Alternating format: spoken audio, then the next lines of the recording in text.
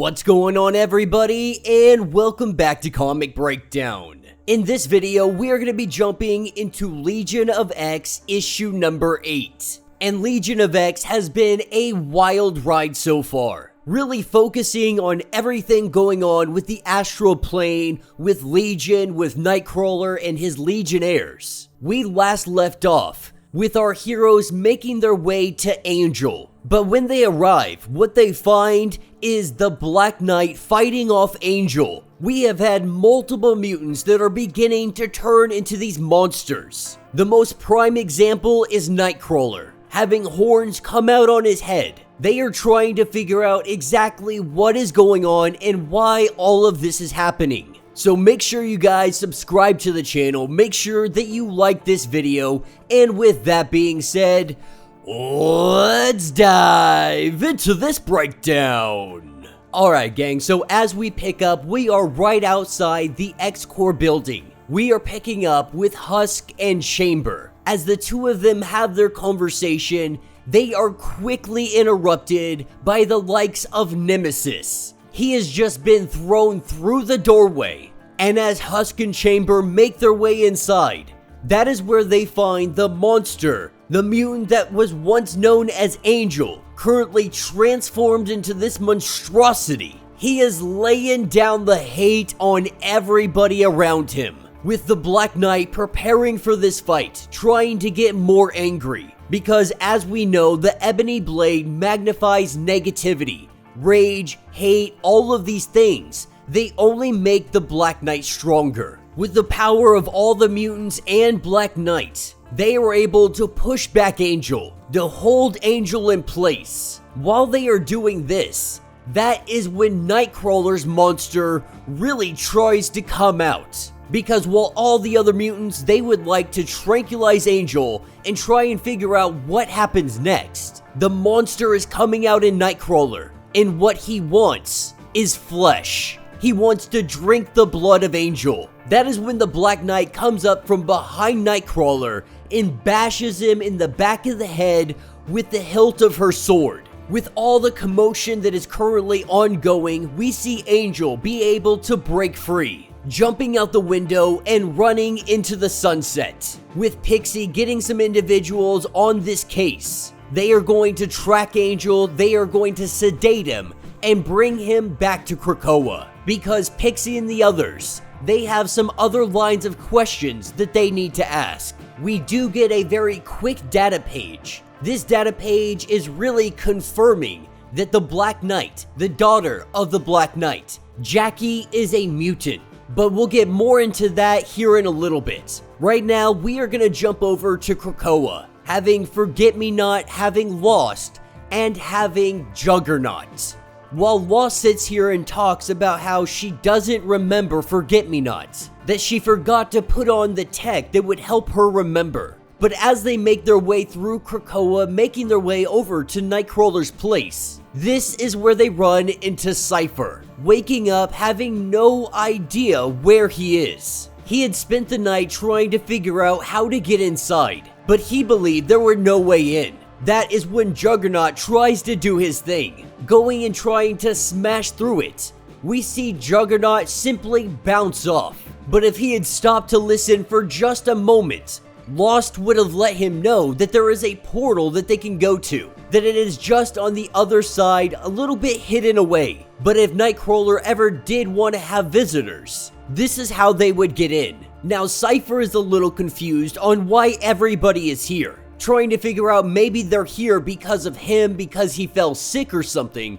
Juggernaut saying that he got a call from Cypher to come here. But we very quickly learn that this is all the work of the Spirit of Variance. Banshee has been very elusive ever since Mother Righteous got her hands on him, going on to say that he is Banshee, but he is also part of an ancient cosmic power, one that rebelled against the idea of having revenge be their sole purpose. He has become something new. This is the Spirit of Variance, something that is very sensitive to the things of change. But he lets them all know that they can simply call him Vox Ignis. And right now, he is saying that there is something going on with Krakoa. There has been some kind of adjustment in the fabric of Krakoa itself. A drift in the astral plane. Vox had felt some kind of breakage deep inside the soul of the island. One link had shattered, and another had formed. Now, the Spirit of Variance has come here because Mother Righteous has asked them to investigate, as they prepare to go inside the docile of the one and only Nightcrawler. This is when the portal begins to move. It closes up, it goes all over the place, and it does not allow itself to be touched by anybody. This is when Cypher finally figures out that this is Warlock. This is why he has been feeling so weird. This is why his heart has been hurting. Warlock is inside. The gate is moving on his command. Somehow he is integrated with the island. In its nerve endings, in its roots, its very fibers. Now, this is not something that is necessarily new. Warlock has been doing this to keep tabs on Xavier because Cypher didn't trust him at all. They needed to know all the information that they could get. No secrets, no flaws, no nothing. But right now, Warlock is no longer integrated with Cypher. This is the cause of his disorientation, because Warlock is no longer inside his soul. This is caused by something else slithering into his. In that moment, we get a very quick data page. What it is letting us know is that there have been many Ghost Riders throughout all of time, throughout the eons. But when it comes to the Spirit of Variance, this was once a Ghost Rider that more or less decided to go down a different path. That decided revenge was no longer the task at hand. Now, the Spirit of Variance was thought to be things of mythology for quite some time, disappearing and not being seen for so very long.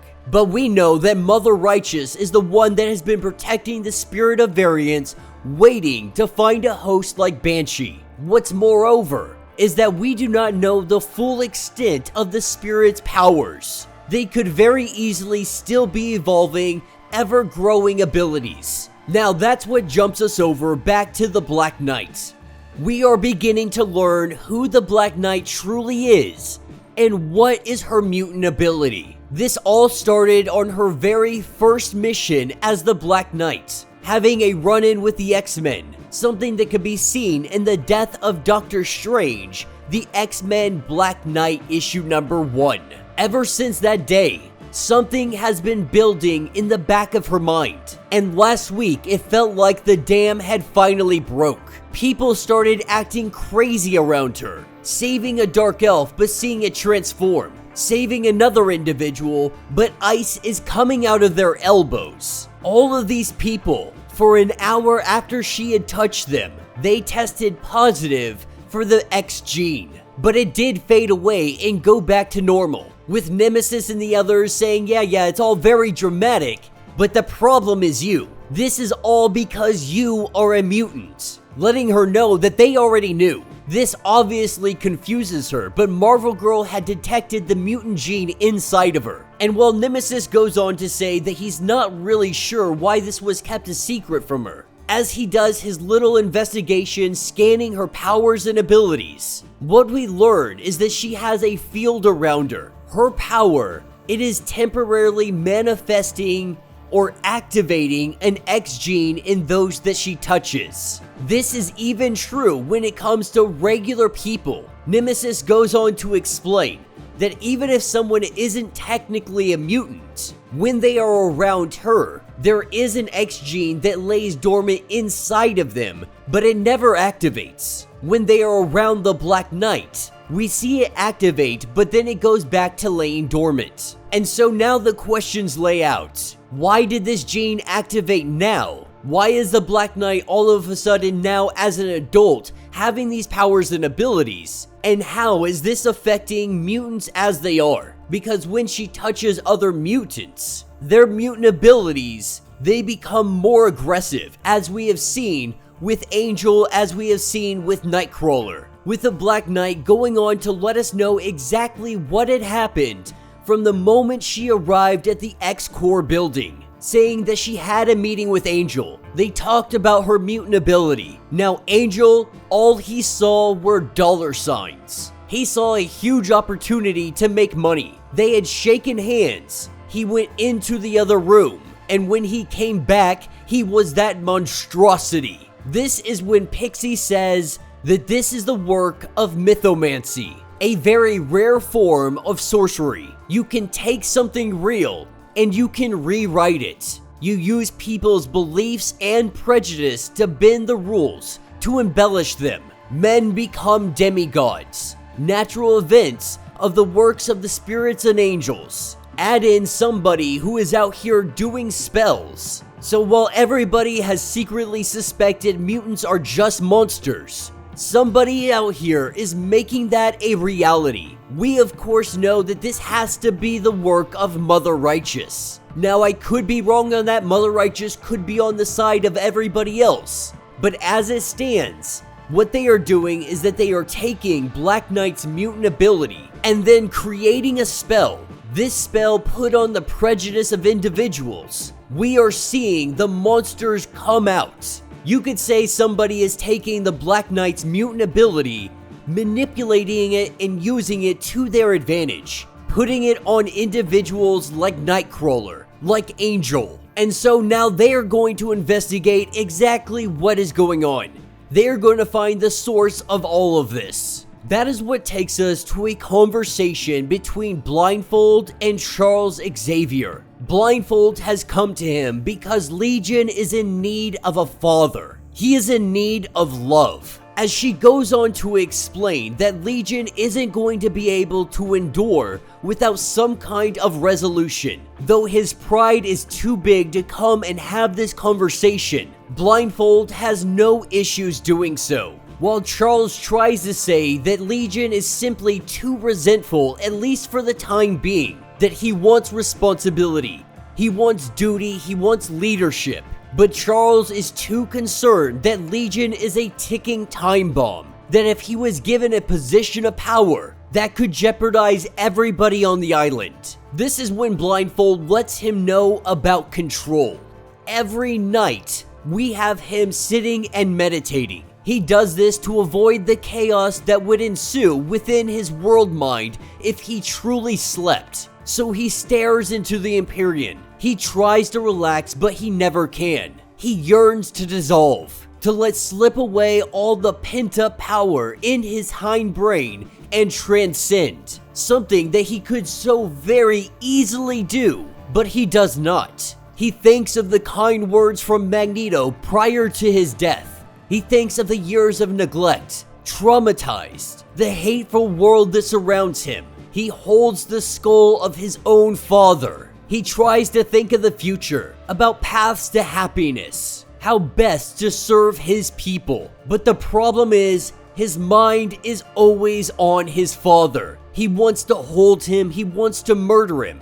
He wants to sob and tell him all of his secrets. He wants to show him how wrong his father truly is. And so when it comes to control, Legion has been controlling himself this entire time.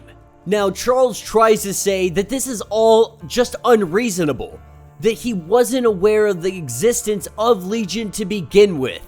Not until, not relatively recently, but it took him a while to figure out that his son existed. That is when Blindfold says, go ahead, tell your son that the great telepath, the one who is connected with mutants all over the world, had no idea, no suspicion of the inconvenient legacy. Tell him that you didn't know. But she does let him know that in that moment it's going to come off a lot like you didn't want to know. But Legion doesn't need his help. What he needs is a father's love. This is what jumps us over to Germany, with Pixie using the dagger to try and triangulate exactly where the individual who is casting this spell may be as they make their way through the woods, coming across some children that see Nightcrawler and they think that he is Krampus. But as Nightcrawler really starts to look around, all of this is familiar to him, because when the circus came this way, they used to hide out here. Going and looking around, this is where he finds his adopted mother. And that will be the end of this issue. So let me know what you guys think down in the comments. Definitely an informative issue. There is a lot going on here.